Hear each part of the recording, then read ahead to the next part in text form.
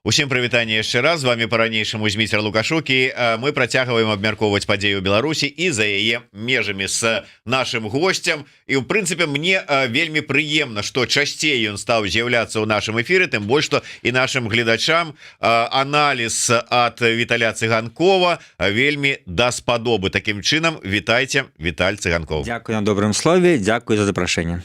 Віталь, давай пачнем з нашай улюбёнай тэмы. Мы як заўсёды любим пачаць с ЗША, тым больш прэзідэнцкія выборы там вось как бы ідуць. Днямі Трамп заявіў падчас нейкага там сустрэч са сваімі выбаршчыкамі про тое, что типа там ну тут вот Трампа абвінавачваюць, што ён там у яго нейкія сімпатіі да Пуціна, там да Крамля. Мол, ніякіх сімпатій нема, але ж вы ж самі разумееце, што падтрымліваць добрыя адносіны з Расіяй гэта добра, і мы будзем імкнуцца падтрымліваць добрыя адносіны. Гэта сведчанне пра расійскасць Трампа, і наколькі гэта адыграе на яго карысць для асяродку выбаршчыкаў Амерыкі. Ну, Трамп прагматык, прытым цынічны прагматык. Я, конечно, ён мае пэўныя перакананні, але я думаю, ён все-таки палітыцы, не то, што я думаю, як уже шмат пра яго напісана і адначасова і ягонымі апанентамі і ягонымі прыхільнікамі, што ён дзейнічае як бізнесмен. Ён шукае выгаду, ён шукае развязанні пэўных рашэнняў. Вось, і вось, можа быць, не даспадобы многім это прагучыць, но жыццёвая мудрасць в тым, што, на жаль, можа быць, на жаль, не абавязкова на жаль, ну, в палітыцы часам перамагаюць і, скажем, прыносяць больш плёну не высокая мараль, а, ну, нейкі цынічны прагматызм, не нейкія безумоўныя там тыя ж самыя маральныя якасці, а нейкая накіраванасць на вынік, который можа быць дасягацца дастаткова рацыянальным і не заўсёды, ну, скажем так, самым прыгожым чынам. Так што ў гэтым сэнсе я б вот так Трампа і ацэньваў, мне здаецца, за сваю прэзідэнцкую кадэнцыю, за тыя 4 гады з 16 по 20, бо то, што ён там нейкі прарасійскі гаварылі і тады, але ён за тыя 4 гады дастаткова, ну, здаецца, пераканаўшы даказаў, калі ўжо і Расія стала яго не любіць, там і прапагандыста, і палітыкі, што ён абсалютна, скажем, не з'яўляецца нейкім там вот прарасійскім. Але в нейкай ступені, калі мы зараз жывем, ну, з, скажем, таким перакананнем, што весь свет павінен змагацца з Расіяй і рабіць все, аддаваць все, каб Украіна магла перамагчы Расію, то, да, мне здаецца, Трамп так не думае. Трамп думае, як бы гэта лепш там іх неяк замірыць, ён гэта, магчыма, менавіта будзе бачыць як сваім дасягненнем. Мы памятаем, што ён першы амерыканскі там прэзідэнт, который прыехаў у Паўночную Карею часу кадэнцыі, то, што было для іншых недапушчальна, ну і дабіўся на той момант нейкіх поспехаў. Ён, ну, як лічыцца, дабіўся пэўных поспехаў на блізкавусходнім кірунку, вось, хаця маючы абсалютна рэзкую праізраільскую пазіцыю, перанёс там сталіцу Иерусалим, маецца на ўвазе амерыканскую амбасаду, прызнаў Иерусалим сталіцай, то, што многія амерыканскія адміністрацыі не вырашаліся. Карацей, вось такая помесь, ну, нейкага рацыянальнага практыцызма, ну, з нейкімі перакананнямі, якія, безумоўна, все-таки яны ёсць, но якія выказваюцца гэтай ягонай фразай. Вось, Амерыка перш за ўсё, вышэй за ўсё, зробім Амерыку выдатнай, вялікай зноў. І з гэтага заходзіць палітыка, што ён лічыць, што карысна для ЗША толькі з гэтага. А нават калі это не карысна для свету, вот ён, памятаеце, выходзіў з розных там міжнародных пагадненняў, што было скандальна і што было, ну, мне здаецца, вот такая, она трошки, можа, і блізарукая палітыка, бо в нейкім шырокім сэнсе нельга такой вузкі, ну, скажем, национализм, патриотизм палітыцы, который, ну, безумоўна, быў у Трампа. Ён прыводзіў да пэўных поспехаў внутры краіны, там, нават і эканамічных, там, але ён разбурал адносіны Трампа з іншымі краінамі, ведаем всяком разе, што в Еўропе его все не любяць, в прынцыпе в свеце яго большасць, скажем, там палітыкаў так не любіла і падчас прэзідэнцтва, но не могла это выказваць, безумоўна, а цяпер актыўна не любіць падчас его кандыдацтва.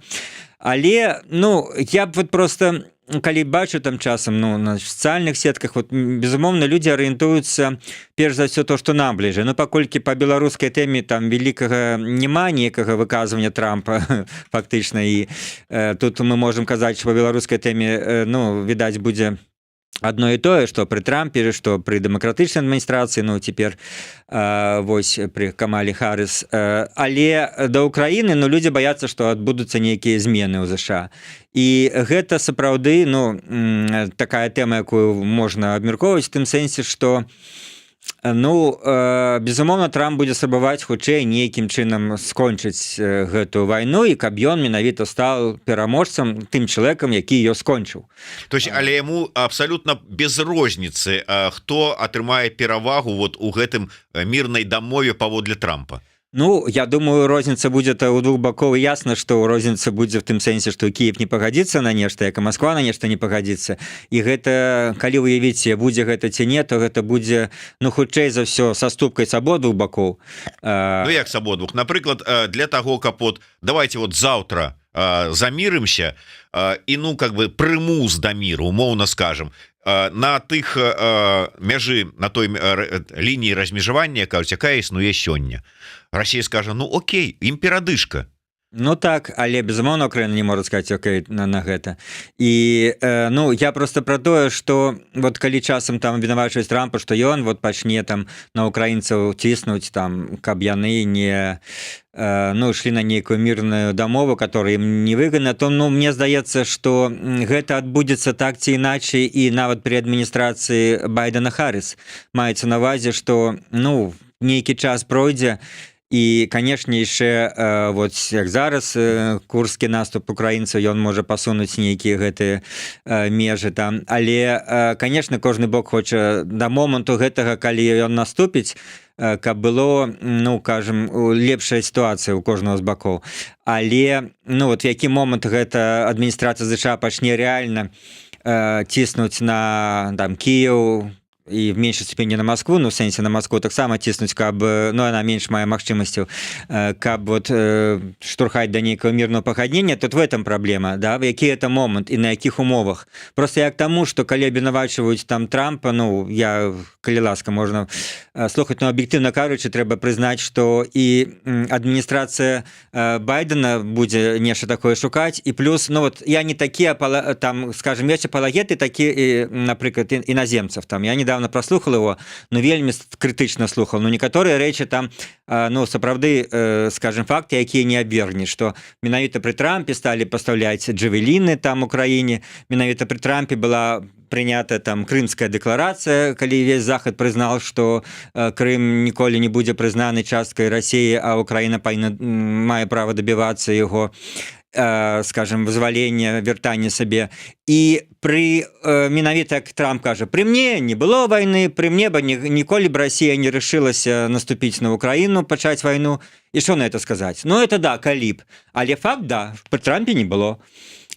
При дэмакратычных адміністрацыях спачатку здарыўся Крым пры Абаме, і он фактычна нічого не зрабіў, каб это спыніць, і потым это працягнулася ў Донбасе. І мы памятаем, што мінскія пагаднення былі без амерыканцаў. Там была Меркель, был французскі прэзідэнт, нямецкая канцлер, вось, але не было амерыканцаў, уж неважна па якой прычыне, но іх не было, факт. І вось уже пры новай адміністрацыі Байдена, ну, здарылася напад Расіі. І калі Трамп заявляе, што пры мне этого не было б, мы, с одного боку, можем верить, не верить, з іншого боку, факты кажут, что при его президентстве это сапраўды не было. Это вот той самый цинизм, который часам бывае больш прагматычны, чым нейкі ну можа быць абстрактны такі гуманізм і нейкія абстрактныя словы, бо зараз жа украінцев, ну яны баяцца выказваць і не маюць права, это палітыка, але ж много прэтэнзій да цяперашняй адміністрацыі, которая весь час там в час па чайнай ложкі выціскае нейкі дазвол, ужыць нейкія поставленные уже конгресс вырашае, что поставить, а администрация вырашае дазволіць ці не дазволіць, ну ужываць гэтые узбраенні по тэрыторыі России. Ну таксама как бы вот праблемки.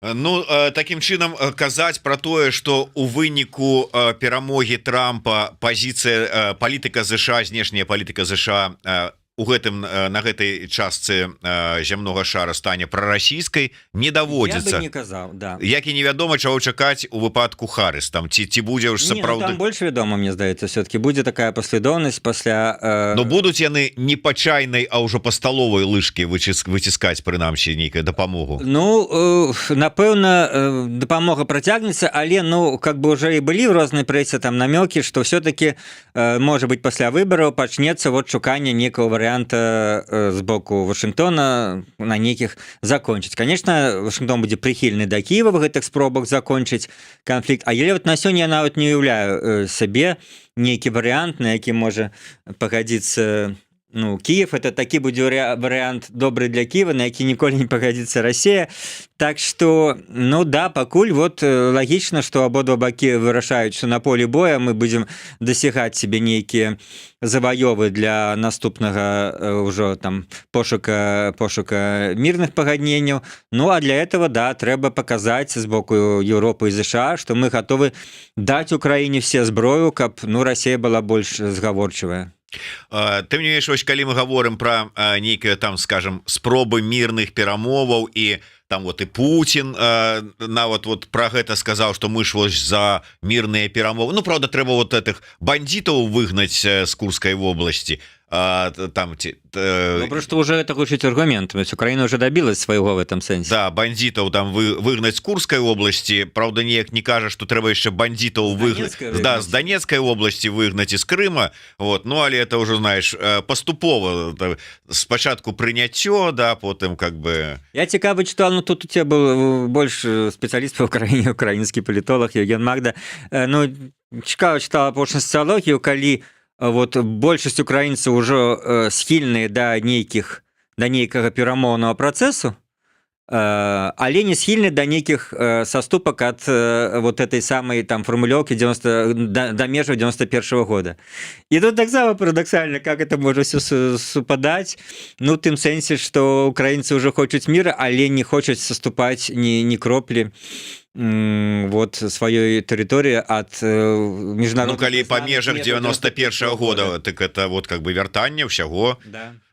Але калі мы заговорили про то самая ну глыбокая параза России была бы вот такі вариант. А калі яшчэ і Курская вобласць? Не, ну тады яны Курскую вернуць, я думаю, калі Донбас і Крым ім. Ну ведаеце, за агрэсію і акупацыю гэта будзе як там это самае Японіі ж так выспы не аддалі? Ну так, там ну ясно, что і Сахалін, і выспы шмат. Ну што гаварыць про Германію, калі Польша столькі атрымала тэрыторыі па выніках. Калінінград, стары нямецкі горад. Добра, калі кажам ўсё ж таки про мірныя перамовы, цытую на мове арыгінала. И никакая там уже не война между Россией и Украиной, там война между Россией и теми государствами, которые России помогают, хоть немного, но помогают, и натовскими государствами как минимум. Поэтому нам надо немало сделать, чтобы эти страшные процессы остановить. А теперь как квиз-шоу, такое 4, значит, это угадайте, кто сказал это слово. Да, и кто... Лукашенко, Цыганков, там, не знаю кто, Байден. И тут так, о, я ведаю отказ, Лукашенко это сказал. Ну, потому что я цитовал... Потому что я цитовал на мове оригинала, и все ж таки Лукашук с Цыганковым формулировали по-белоруску, Байден по-английску, ну и застаецца тут еще один, так, который, так, как это говорят в комментариях, москвороты. Вот, але все ж таки нам, вот, то есть им атрымаецца шмат чаго зрабіць для того, каб вот мир нарэшце дасягнуць. Ну на іх, я так разумею, все спадзяванні. Ты маеш на увазе Ну, вот, Лукашенко аўтара адміністрацыі? цытаты. Ну да, нет, ну гэта ж старая песня, гэта адзіная песня, які гучыць, я так разумеем, пераходзім да галоўнай тэмы нашага эфіру, гэта сённяшняга, як ты выразіўся, стэндапу Лукашэнкі там перад студэнтамі. Вось, ну вот, я думаю, где бы ён ни быў бліжэйшыя там месяцы, перед кім бы не выступаў, што бы не гаварыў, я думаю, кожны раз гэта будзе гучаць па 100 разоў: мир, мир, мир, мир, мир, мир во всем мире, мир, мир у нас в Беларуси, мирное небо над нашей беларускай землей, калі не браць трошки дронов, какие там летаюць беспрытульна. Але гэта, ну вось, фактычна адзіны апошні аргумент, які яму, так сказать, хочется и застаецца предъявлять беларускаму грамадству. Глядите, как это ранее он казал, в бушующем мире я несу этот вось Беларусь, да, несу один островок стабильности. Тут как-то уже про стабильность не выпадае, але про мир. И гэта, ну, сапраўды апошнего якора, які, так сказать, заслуга, что вот пакуль вакол у нас суседзяў войны, а мы мирные. Таму ён будзе это гаварыць на кожнай, паўтаруся, сустрэчы. І мне больш спадабалася там іншая фраза, там была такое, что лепей жыць бедна, чым воевать. И мне так адразу: а то и то не спрабавалі? А может быть, хочется жить богато и не воевать? Не, это не наш шлях. Лепей жить бедно, кропка. Трэба всім беларускім СМИ прапаную. Лукашенко, лепей жить бедно. Обрыв цитаты. Тишотки, да, это самое. Мерч первого. Ну, мерч первого. Чему не? Лепей жить, помните, казал, белорусский народ будет жить бедно, але недолго. А тут просягивается. Лепей жить бедно, чем воевать. Якая, так сказать, логика? А может быть, лепей жить, как нормальные краины, богато и не воевать? Нет, вот это вот страх. Вот, помню, ведаете, мы еще застали в своим, так сказать, уже не самым юнацким взросте советскую пропаганду. И там как раз наступствы войны, вот с литературы советской мы ведаем там с умовных 12 крэслаў про то, что там страшный царский режим, это наступствы.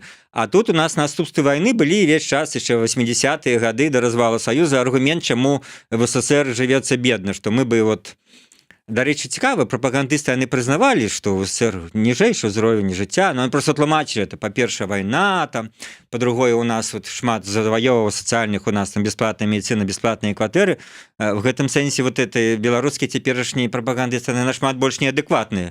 Яны спрабуюць людзям даказаць, што ў Беларусі нейкі ўзровень жыцця параўнальны там з суседзямі, з Польшай, з Літвой, дзе просто в 3-4 разы большыя заробкі, ну а цэны так прыблізна тыя ж самыя, можа трошкі даражэй, но з улікам, што заробкі большыя на ну, ўзровень жыцця на гэтыя заробкі намнога больше, нават з улікам там полу там страхавой медыцыны, з улікам там всіх гэтых выплат ровно застаецца нашмат болей. И они с этим змагаюцца, што мяне ўражвае. Ладно, вы говорили бы, что мы там вот наступствы войны дагэтуль, як савецкія. Так и тут вот Лукашенко гэтымі вайной ён цяпер всё тлумачыць, што вот не выберете, памятаеце, як он 20-м гаварыў, вот не выберете мяне, будзе войнушка. Фактично так было. Все страх, все полетит, все разгромится, все пачнуцца там сутыкненні. Ну, ён же так и зрабіл, его не выбрали 9 жніўня. И он устроил народу войнушку. Ну, человек слова, обещал войнушку, зрабіў. Вось. Ну, а теперь вот он как раз в этот самый наявность мира над Беларусью, он, кажу, это его апошні ідэйны аргумент на вот гэтай выбарчай кампаніі. Ну і ж калі мы пачалі ўжо, то скажу адразу, што ну да, можна цяпер сказаць, вот з улікам, як ён дастаткова перыядычна пачынае сустракацца, можна, напэўна, меркаваць, што ты, ну, выцечкі інфармацыі пра тое, што выбары, хутчэй за ўсё, пройдуць 23 февраля, як Левон спеваў, вось, мужчынскі дзень, то это хутчэй за ўсё бліжэй да ісціны, што, ну, не летом, канешне, а раз уже пачала выбарчую кампанію, значыць, да выбараў блізка, яны сапраўды, відаць, будуць у лютым.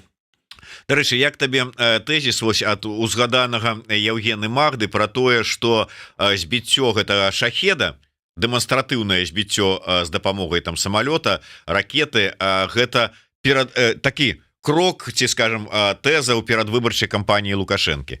Маўляў, паглядзіце, па-першае, я тут ахраняю мірнае неба Беларусі ад любых пагроз, якія б яны не былі. З другога боку, ну как бы паказаць, што ён тут ўсё ж таки вырашае на этом клачку землі ўсё, што можна і бароніць беларусаў. Ну, я думаю, ёсць в этом элемент рацыі, але я думаю, все просто тлумачыцца нейкімі абсалютна ну, вызначанымі тэхнічна-ваеннымі протаколамі, которые працуюць в армии, незалежна нават, и не думаю, что там Лукашенко теперь по кожнаму шахеду докладываюць. Яны летяць, по протоколу павінен нешта прадпрымацца, злетаць. Ну, калі такі протокол ёсць, то уже не першы раз залетаюць. Да. І не першы раз яго суправаджаюць ВВС. Так. І уже в нейкі момант там, ну, магчыма, уже было дадзена, ну што ж, будуць яшчэ летаць, давайте збіваць цяпер. Бо раней там суправаджалі, леталі, але, я так разумею, не збівалі, вот, они летели там далей, ці там падалі, але, ну, нават калі дапусціць, што ён там выпадкова упадзе, это ж абсалютна непрадказальныя магчымасці. Можа ён зарвацца на нейкім поле, а можа упасці на нейкі дом, хату, што заўгодна, на горад. Вось. Таму... Можна ўсё спісаць на то, што это украінскія. Надоели, уже летают туды-сюды через проходной двор. Ну, это проблемно, бо ну, есть какие-то зараз все-таки технічныя магчымасці абсолютно докладно доказать, что это были там украинские. Ты, напэўна, не бачыў гэтае відэо от Ваяра, ну, в сэнсе вот этих лукашэнківскіх этих каналаў, калі вот там нібыта упаў нейкі вот дрон, яны вот показывали, нешта там висіць на сасёнцы, яны показывали, глядзіце, да, глядзіце, вон там украінскі дрон, вот. Хто што дакаль. Потым, правда, прыходзілі украінскія военные эксперты і казалі, што хлопцы фігню розную несіцё. Ну, вот это все-таки да, что гэта будзе все абвержана, але, ну, я прымаю абсолютно версію Евгена, что так, ну, Лукашенко тут ніхто, Москва не скажа, что ты робіш, паколькі, ну, есть протокол, лети, дрон трэба збіваць, а то что ж можа упасть и взорваться. Так что Москва его не попрекне, а ён вот, ну, сваіму, скажем, там, номенклатуре электорату гаворыць, вот, глядите, як я оберегаю мирное небо от любых, и от украинских, и от российских дронов, паколькі мы мирные, вось мы от любых обороняем. Ну да, дарэчы, да цябе, як да сведкі Лукашэнкі, пытанне. Значит, Лукашенко рассказал, что не очень воспринимает похвалы в свой адрес на мове оригинала. Надо спокойно воспринимать эту действительность. Пусть лучше обо мне хорошо скажут, когда я не буду президентом. Это будет хорошо. А когда ты во власти, начинают тебя захваливать твои подчиненные, я неудобно себя чувствую, даже если понимаю, что этого заслуживаю. Вот сама просто вот сама сарамлівасць. Я не ведаю, там павінна было скрозь зямлю провалиться Маркаў разом с Качановой, там ці я уже не кажу про Азаронка, там у яго там удар павінен был хапіць ці что. Ну да. Изменится нешта. Азарёнка это божество, так сказать, это не просто там президент, а гэта фігура, да, якая уасабляе всіх існуючых багоў, усе рэлігіі разам взятыя. Але, ну, в гэтым сэнсе Рызарёнак, я думаю, дастаткова, можа быць, нават шчыры з яго просто псіхічнымі адхіленнямі відавочнымі.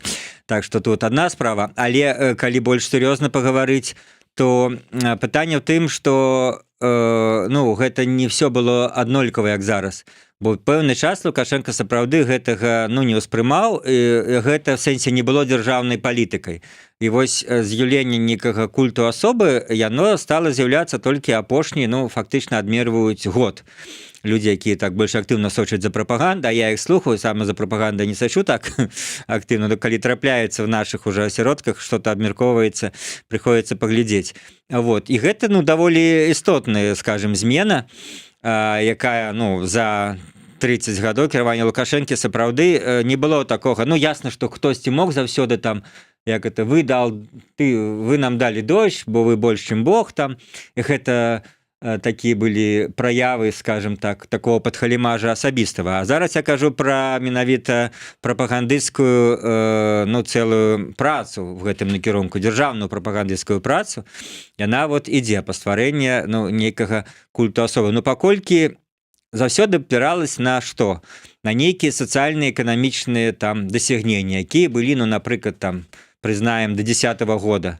Все росло, каласілася, вупрос, і, ну, нават самі апозіцыйныя лідары в тых жа перадачах Светкі Лукашэнкі, які в маёй этой рубрицы на свабодзе, прызнаваліся, што, ну, там, в 6-м, ну, цяжка было гаварыць пра перамогу Міленкевіча на той момент апозіцыйнага кандидата, бо Лукашэнкі, ну, был эканамічны рост, быў рост заробкаў, все это было. В 10-м годзе таксама ўжо, так сказать, больш людзей было супраць его, але яшчэ эканамічны рост працягваўся і рост заробку працягваў. Памятаеце, з 2001 по 2010 со 100 доляраў выросла на 500 доляраў. Сярэдні заробак, ясна, што і раслі і цэны, але все-таки людзі маглі дазволіць себе намного больш. Вот. І вот мы маем зараз 24, а в 10-м годзе там было 500, нават 50 в пэўны момент, а в 24-м, ну, зараз 600, да, умоўна скажем. То бок за 15 гадоў нічога не вырасла на месцы. Калі все побач краіны, калі за гэты 15 гадоў умоўнай Польшы, ў Літве заробак вырас там з там, 800 доляраў до 2000, то у нас 500 до 550 в Беларусі. І вот, і нейкай, заважце, нейкімі там дасягненнямі уже, так сказать, не хваліцца. Вот. І застаецца, ну, вот гэты самы культ асобы і мір. Вот два, здаецца, на сёння асноўных тэзіса прапаганды, з якімі ён ідзе, ну, в так званую выбарчую кампанію. Прыгадываючы 20-й год, вот наши словы про тое, что як ён там у 20-м годзе сябе паводзіў, глядач под ником Евгений Шеленговский пишет: в 20-м году он просил у народа дать ему еще 5 лет, и все. Вот 5 лет, ну 5 годов проходить. Я у этой цитате изноўку там: вот когда я не буду президентом, тогда хвалите. То есть некие намеки все-таки на транзит, Ну, ці да. як там, что там. Такое вот. кокетство, якое мы Ну тут назираем. 5 годов у народа просил, но Да. он же ж как бы все, 5 попросил, 5 ему... Не, ну что, есть больш дакладныя цытаты і 20-м і 21-м, калі он казаў, што будзе у вас іншы прэзідэнт на наступных выбарах, не будзе мяне уже. Он казаў даволі дакладна, іх можна прывесці, іх все ведаюць, і не намёкамі нават, а в эти крытычныя моманты. Это фальшивка, зробленная ў Польшчы, мы ўсё і в ведаем. 20-м годзе і на всебеларускім народным сходзе ў 21-м, пачатку 21-го года, ён казаў даволі канкрэтна. Вось. І таму людзі, которых аналітыкі, так званыя аналітыкі, хочу сказаць, да? Ну, все мы. Многія, ну не я, многія думалі, што сапраўды вот ён будзе ажыццяўляцца нейкі транзіт. Для этого было шмат прычынаў, там і нібыта там дамоўленасці з Расіяй, і нейкія ж намёкі Лукашэнкі, но на сёння яшчэ некаторыя как бы не откинули эту думку, и есть выступление некоторых политологов про то, что он все-таки не пойдзе, не будем называть прозвище, может, калі-нибудь запроси этого ведомого экономиста, оглядальника, які заявляе, что Лукашенко в 25-м не пойдзе. Вось. Але на сёння выглядае процентов на 90, что он пойдзе, конечно. Вот. Ну, Это ты зараз про Сергея Чалова? Ну, есть таки, да. А тое, што... Ну, а раптам Лукашенко не пойдзе, і Чалы будзе адзін разумны, а мы все астатнія... Да. Так што, вот, пакідаем 10%. Не будзем говорить 100%. Але, ну, на 90 выглядае, што, да, пойдзе. І, ну, гэтыя словы, што, як бы, я там столькі... Это ж все, ну, пасля першых двух тэрмінаў, кожны астатні тэрмін, ён намекаў, што гэта будзе апошні. Абсалютна кожны. Намекаў, так, з рознай ступенью кокетства, вось, і стаміўся. А вот то, што стаміўся уже, то, што это цяжкая праца, і то, што надрываецца... Ну, ты ж памятаеш, заўсёды пасля гэтага следовало, калі народ попросіць, ну, народ же ж не просіў, ну, как же ж народ? Как же ж мы без вас-то? Народ, да, попросил, но он этот народ не заважил, и зараз этот народ активно сажает в тюрьму, той народ, который попросил его хопить. И тут же так само цікаво, там гэты, ну, студенты, я так читал все гэта, задавали явно, як вопытным журналісцкім вокам я могу вызначыць, явно падрыхтаваныя пытанні. І такія, на якія ён уже давал там свои эти отказы, там, вось, типа такое, душевный, там, такі, добренький старичок, это новая такая. Раней был мачо, да, а теперь вот он нават казал: я ж такі стрыманы, Я вот не мог бы там бритвой полоснуть всех, как в анекдоте там, але ж я в 20-м годзе стрымлівался. Мне казали там, давай разгоним, им так всего там 47 тысяч, да, он так назвал, некая сакральная лічба их ходить там, подлечили по головах, это 300-400 тысяч, якія выходили каждую неделю, они их назвали 47, но неважно, это то же самое, что 80% проголосовало, да. И вот, кажется, разгоняется, я кажу, не трэба, мовлял, давай пошукаем. Ну, то есть такі вось а потом шуганули, а мы тут бачишь же мы с автоматами бегаем вот злобно, а теперь вот уже его имидж такого Коля в бронежилете добренького дедушку, да, які так, ну, людей забиваюсь, ну, немного, людей сажаюсь, ну, не всех же, а могли больше посадить, тому добренький, да. Але вот не отпускает, то есть вот для гэтыя тэзы про 20 ніколі, да, напэўна. Бо па-першае, это ж зараз все там малюецца, што вот ён прыходзіць пераканацца в такі вот ужо все адміністрацыя арганізоўвае в такія аўдыторыі, такія, ну, скажем, умовы, што каб все там дэманстравалі ему любого, а этот завод, калі он пришел в жніўні, ему кричали и уходи, и то, что мы цензурно не можем повторить в эфиры, это ж, конечно, он не забудзе, бо это першы раз было за столькі гадоў такі опыт. И галоўнае, вот як некаторыя, но асабліва маладыя, нам наши самые яркие палітолаги, яны часам думаюць, что, ну, я про это неяк спрачаўся з гэтым, выкажу свою версію, часам думаюць, что вот Лукашенко там чагосьці не ведае, и от того, что ему подсовываюць неправдзівую информацию, ён вот так і выказванне там пра нейкую сваю падтрымку, там пра то, што весь народ его любіць і гэтак далей. І гэта вот за гэтыя гады не раз пытанне абмяркоўвалось, і я 1 ці 2 разы в Фейсбуку ці нават в нейкіх блогах на Свабодзе пісаў пра гэта, што, ну, ведаючы этого персонажа з 91-го года, з 90-го, вось, але там ніякіх асабістых ведаў, але з таго публічна, што ён прамаўляе, абсалютна дакладна магу сцвярджаць, ведаючы, як там все-таки справа больш-менш пастаўлена, ёсць сацыялогія, і памяці ў 20-м годзе афіцыйная сацыялогія, якую наш спадар Коршунов, які зараз незалежны палітолог, а тады працаваў у афіцыйнай сацыолог в афіцыйнай акадэміі навук, это ж ён тады да, кіраўнік інстытут сацыялогіі. Да, лічбу 24% там в маі ці ў красавіку 20-го года ягонай лукашэнкаўскай электаральнай падтрымкі. Это официальная социология, якая, так сказать, осторожно опытывая людей. У неофициальных было еще меньше.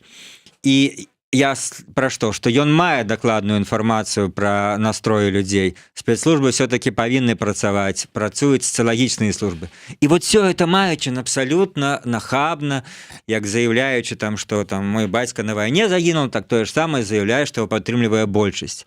Як заявляючи там в 95-м годзе, что мы зараз завтра вам покажем гэтую кассету, як вот выдалялі, ну, збівалі дэпутату Верховного Совета 12-го склікання у зале Верховного Совета, і ён выйшаў на трибуну, казаў, да мы вам завтра всім дэпутатам покажем кассету, як было. Кассету ніхто больш ніколі не ўбачыў. І ладно, ёсць нейкая хлусня, которая там, ну, надоўга, там, на гады наперад, там, калі чалавек кажа нешта, што можна цяжка праверыць, ці там толькі праз гады можна пераканацца, а тут ён кажа, завтра мы вам это покажем, і ведаючы, што все это чуюць, ця краіна, і ведаючы, што завтра ён нічога не пакажа, вот такі ўзровень хлусні только ему уласцівы. І с этой же вот хлуснёй, калі ён абсалютна, я ўпэўнены, абсалютна дакладна ведае рэальныя сацыялагічныя настроі, і ў 20-м годзе ён ведаў, і, ну, магчыма, мне здаецца, і дадзеныя рэальныя ведае, павінны былі стаяць там спецслужбы і адсочваць рэальныя дадзеныя, хаця уже нам і к выбарчай камісіі іх не даюць. И он все это ведае. И при этом уже абсолютно неважно, колькі там будзе рэальнай падтрымкі, ён будзе гаварыць, рабіць сваё, толькі тое, што трэба на утрыманне ўлады, нават калі там, умоўна скажем, будзе его падтрымліваць там 5-10%, гэта нічога не будзе паплываць, ён будзе выступаць з трыбунаў, гаварыць, што большасць за его, што все его любяць, і гэтак далей.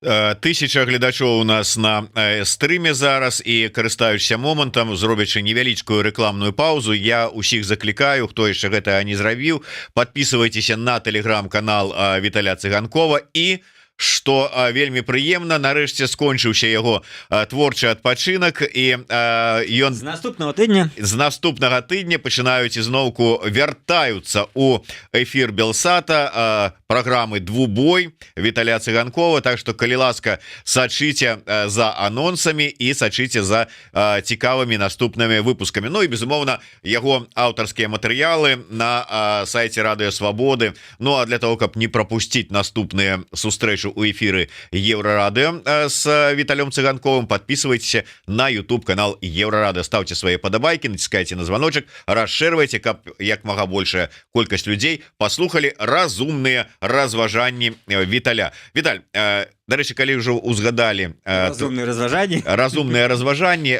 у тебе днямі выйшла інтэрв'ю з украінскім палітолагам Фісенкам, дзе прагучала у чарговы раз прагучала, гэта не першы уже выказвае гэтую фразу, што ёсць пэўныя дамоўленасці паміж Кіевам і Мінскам, умоўна кажучы, аб ненападзе. Я не толькі ад Фісенкі зараз у тваім інтэрв'ю з ім гэта прачытаў, я чую і ад іншых людзей, якія, ну как бы так таемна падміргваючы кажуць, што вот гэта сапраўды.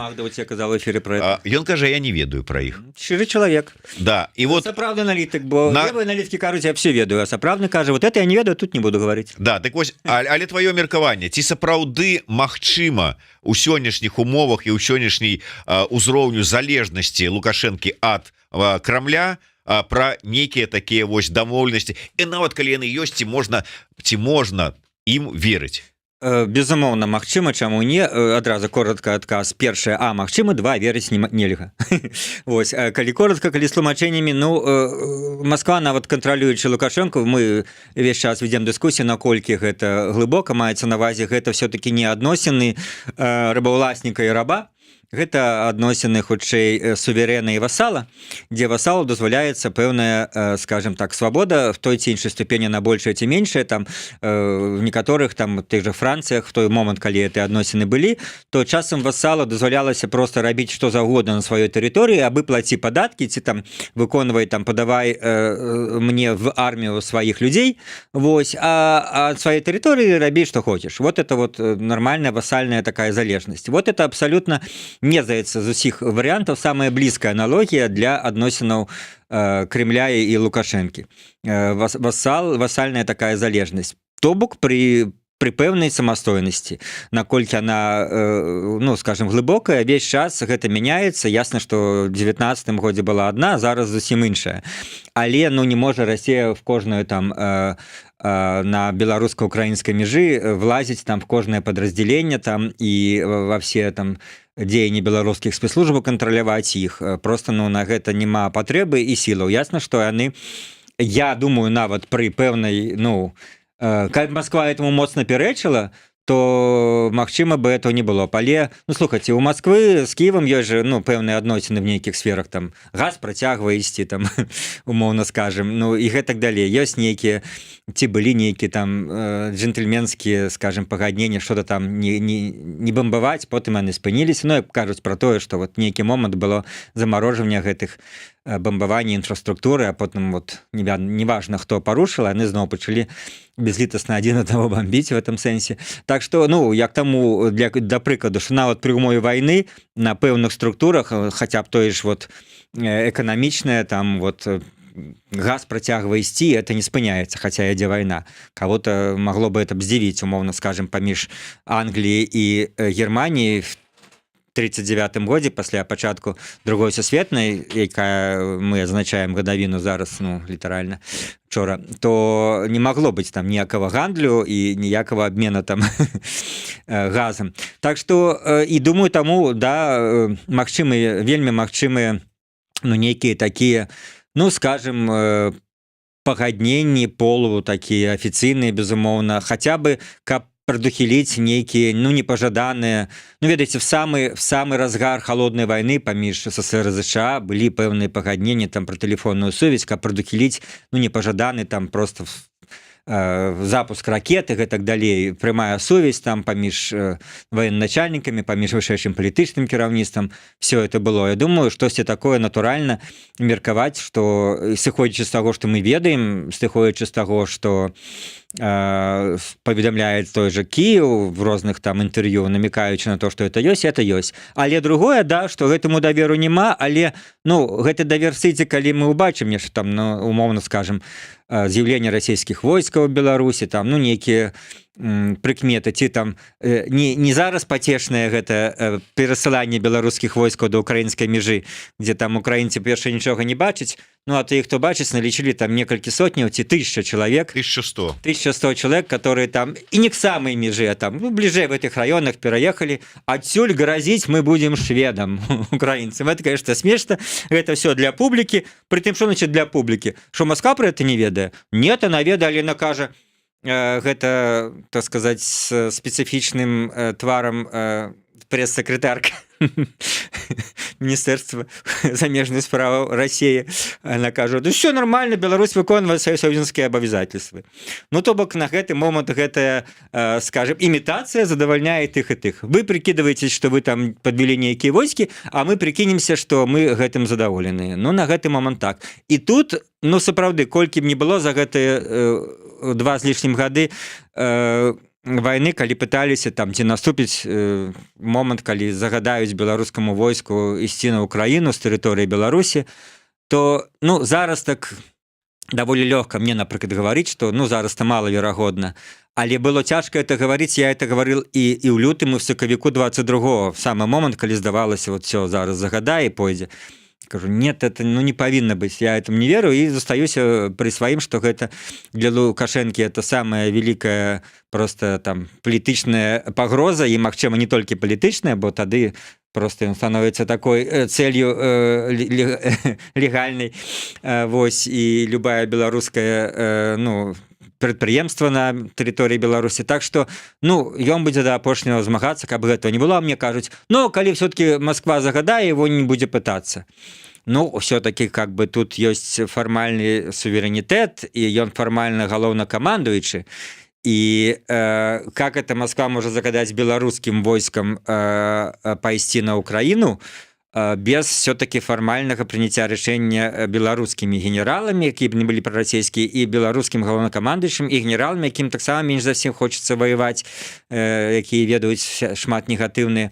Так что и гэта, я лічу малаверагодным, лічу, что ён, нават калі сарве рэзьбу Кремля, то Лукашенко будзе выкручвацца да апошняга, і нават да пагрозы нейкага пагаршэння адносінаў з Расіяй ён будзе ад этого адбівацца. Табе бачыцца сапраўднае, што можа стаяць за вось гэтымі типа там гуманнасцю Лукашэнкі, як кажуць прапагандысты, з вызваленнем палітвязняў?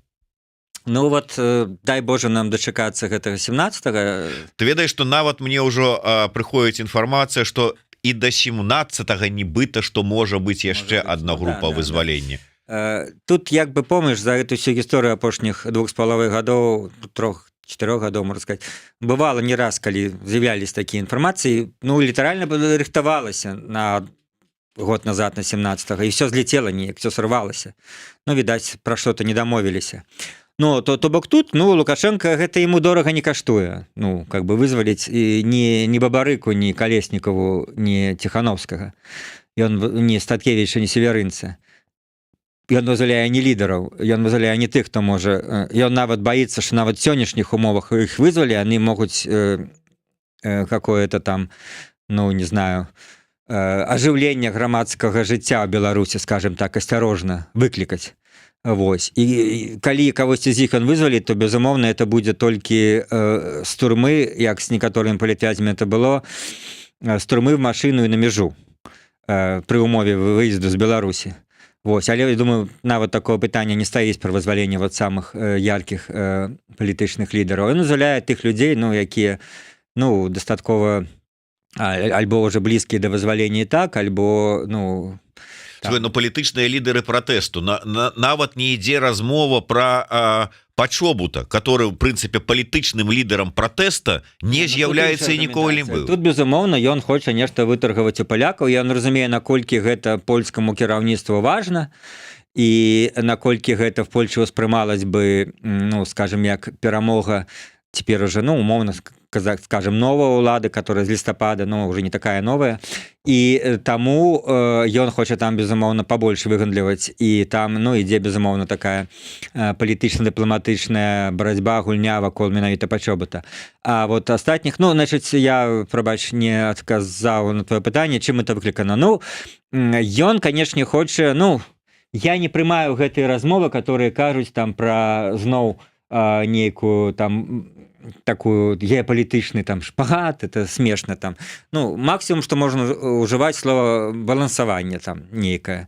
І то мінімальна. То бок трэба паставіць кропку в нейкім адным канкрэтным рэчы, который я нават в 19-м годзе заяўляў, што вот то, што я зараз скажу, што для мяне відавочна, ўжо не кажучы пра 24-й. Лукашенко ніколі не пераабуецца, не развернецца в бок захаду, не пойдзе там па-сапраўднаму в гэты бок, не пойдзе в бок дэмакратыі внутры Беларусі, там сур'ёзнай сапраўднай лібералізацыі палітычнай сістэмы. Максимум, што магчыма, гэта вось набраць палітвязня і цяпер паступова іх вызваляць. Это максимум ягонай лібералізацыі. Уже нават пасля 20-го, ўжо 19-го года пры ім не будзе вот такой ступені, скажем, лібералізацыі, нармалізацыі адносінаў з захадам. Тым больш, што маскоўская ўдаўка зараз намнога больш жорсткая, чым яна была раней. Этот павадок, вось, ён намнога карацейшы, чым был раней.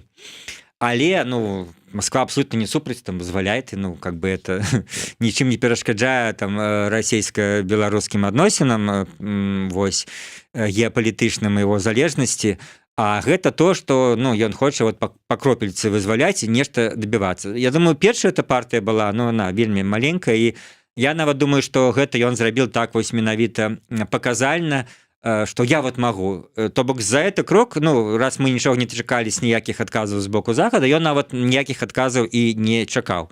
Просто это для вступлення в гульню. Вот, глядзіце, якія добры. Цяпер уже наступныя крокі, я думаю, ён уже будзе нешта прасіць, патрабаваць, его дыпламатыя будзе там нешта шептацца, намекаць, што вось і вы зрабіце нешта в адказ. Вось.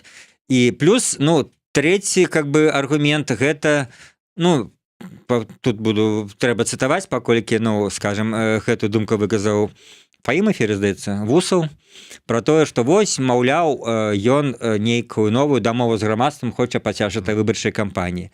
Ну, мне здаецца, это перабольшана, не будзе ніякай. Вот максимум, што вот я кажу, сыходзячы два его тэзіса, абы не было вайны, слава Богу, што няма вайны, і глядзіце, які я маладзец. То бок не то, што я маладзец уже, што всіх замачыл, а зараз я маладзец, што вот всіх не пасадзіў. Мог бы перастраляць іх, а я вот такі добренькі, всіх не перастраляў. А нейкая дамова з грамадствам, ну, ты яшчэ, вяртаючыся да сённяшніх выступаў, гэта, да, галоўнае быць мірным, а не бедным. Вось, это... Ну, не пачыналі багата жыць, не спрабавалі багата жыць, чего і пачынаць. Не трэба быць асабліва багатым, трэба, галоўнае, быць мірным. То бок, вакол ворагі это працягваецца, это не змянілася. Санкцыі, как там слово ўжываю, ну, ледзь не такія... живодерские там санкции, прям сдымают с его скуру там этими санкциями. Правда, они не работают, но ничего. Ну, ничего, да. Страшные санкции, которые, однако, при их экономика расте, такие дивные. Ну, экономика расте за пераорыентацыю на Россию, вось, і будзе разам з Россией валіцца, скажем так, в стратэгічным сэнсе. Але ему важно, каб она не завалілася до выбораў, да, і падвышэнне ідзе заробкаў, это абсолютно таксама реальнасць апошніх 2 гадоў, 23-го і 24-го. Паколькі зараз... Дарэчы, маленькая реплика в бок, калі я з эканамістамі там разважал пра гэта, вось як можна, ну, эканоміка не вытрымлівае гэта падвышэнне заробку, яны не выкліканы падвышэннем вытворчасці працы і ростам ВУП. Просто і дзяржава, і нават прыватныя фірмы вымушаны падвышаць, бо каб людзі заставались на працы. И я думаю, что как это можно бесконца, это не можно вырашать, ну, бесконца не подвысишь, а люди протягивают з'езжать в Польшу, где 3 разы больше заробок, умовно скажем, и как бы это ни было, альбо подвышать далей, что упирается в пэўную столь, альбо набирать мигранту. И вот, мне сдается, уже этот процесс пошел. Все больше, ну, мы же все контактуем с людьми с Беларуси, все больше з'яўляецца людзей, мігрантаў на розных там крамах, там, на розных вот таксистов. Один недавно литерально мне с Беларуси люди рассказывали, таксист сказал, что приблизно уже 40-50% замоваў гэта замежнікі. Ну там можа больш студэнты, там кітайцы, кажа, часто студэнты, але ёсць і вот з краінаў сярэдняй Азіі і афрыканцы все часцей сталі з'яўляцца. Кажа, ну можа размаўляю з індзейны, ну кажуць, в крамах працуюць прадаўцамі там, то бок не студэнты. То бок уже Беларусі, мне здаецца, ну і пра гэта былі матэрыялы ў СМІ, як там дактароў все больш запрашаюць з іншых, ну пераважна з краінаў трэцяга свету. Ясна, што наўряд ці шведскі доктар альбо нямецкі паедзе в Беларусь доктарам працаваць, а бангладешскі можа паехаць, да. Так што вось гэты працэс, мне здаецца, пачынаецца, і в гэтым сэнсе, как Беларусь такая адзіная, вот чыстая ад міграцыі, там гэта будзе таксама мяняцца. Ну і на завяршэнне, вяртаючыся да гэтай так электаральнай кампаніі 25-го года, але з нашага боку, що ж таки не спыняюцца там развагі, што, як дзейнічаць там дэмакратычным сілам, назіраючы за гэтымі працэсамі з 90-х гадоў. Ўсё ж таки, як ты лічыш, спрацуе, не спрацуе, якая больш дзейсная тактыка? Латушка прапановвае звяртацца да людзей, каб яны ішлі, галасавалі супраць усіх. Іншы бок, той же самы Усаў, ці вот у нас на дэбатах браў удзел Сергей Бульба, яны за таксама нішто не нова пад месяцам, за байкот. Трэці варыянт — гэта правесці тут дэмсілам сваю нейкую выбарчую, там не выбарчую, але нейкую кампанію, хаця б для таго, каб Ціханаўская пацвердзіла мандат на будучыя 5 год. Всіх людзей яшчэ кватэры паадбіралі, да. Да. Вот ўсё ж таки ну как бы параўноўваючы з тактыкамі, якія выкарыстоўвалі дэмсілы падчас усіх папярэдніх кампаній, вот як ты лічыш, што спрацуе? Я скажу, што па-першае, спрацуе, што спрацуе? Нішто не спрацуе.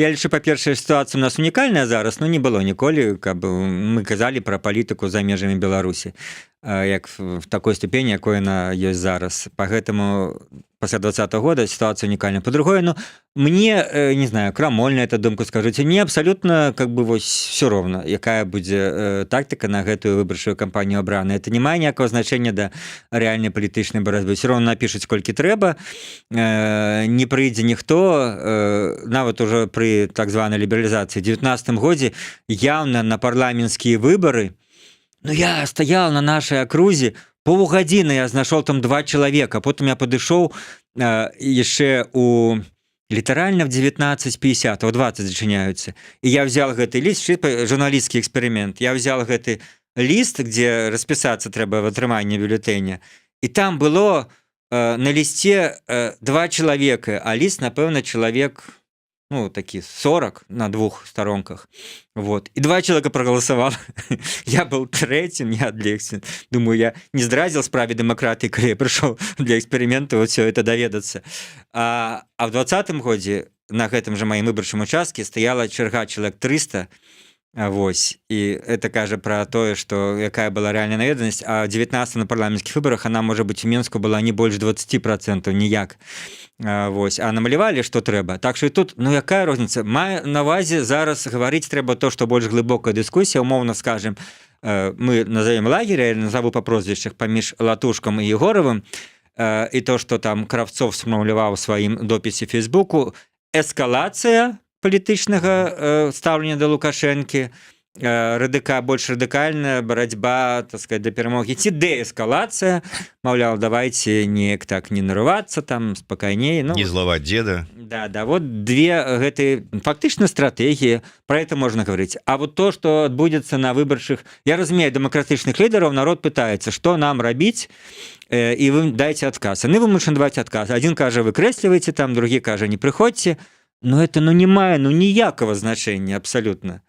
мае значэнне толькі кожны раз выборы выборы прэзідэнцкія, калі прыхільнікі байкоту казалі, што это не выборы, чого туды хадзіць, то людзі, таксама адэкватныя дэмакратычныя лідары адказвалі, мы знаем, што гэта не выборы, а мы выкарыстоўваем выбарчую кампанію як падставу для арганізацыі альбо пратэстаў, альбо проста актывізацыі грамадства, для таго, каб людзі прыйшлі на плошчу, каб патрабаваць вольных выбараў, каб патрабаваць рэальных вынікаў.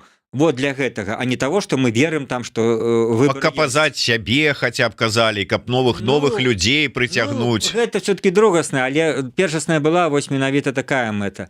І то, што спрацавала ў 20-м, менавіта людзі не выйшлі там ні в чэрвені, ні 25 сакавіка 20-го, ні нейкія іншыя нагоды з ковіда, а менавіта нагоды для масавых пратэстаў, спробы зваліць гэтую ўладу сталі выбарчая кампанія. Ці ёсць зараз гэта магчымасці нагода? На сёння выглядае, што не зусім. Пры ўмове тых рэпрэсіяў выглядае, што гэта не. Таму калі няма гэтай нагоды выкарыстаць выбарчую кампанію для масавых пратэстаў, для змены ўлады, для змены палітыкі ўлады, для хаця б выказвання нейкіх меркаванняў, на які ўлада будзе рэагаваць, як, напрыклад, быў кандыдат Мілінкевіч у 6-м годзе, які выступаў са сваіх праеўрапейскіх пазіцый, і пасля гэтага ўлада, відаць, бачачы нейкія замеры, стала праводзіць нейкую нармалізацыю адносінаў з Захадам. Вось, ці нават в 15-м годзе Караткевіч выступала з пазіцыях мірных перамен, і пасля этого улада таксама, відаць, ведаючы, колькі за ёй рэальна прагаласавала, стала нейкія мірныя перамены праводзіць з 15 по 19 год, то вот хаця бы той сэнс, самы вышэйшы сэнс, конечно, звернуць гэтую ўладу. Другі, меншы сэнс, это зрабіць нейкія перамены в дзеяннях улады, в выніку таго, што мы прыйшлі і паказалі, колькі нас многа, які ў нас рэальная сацыялогія.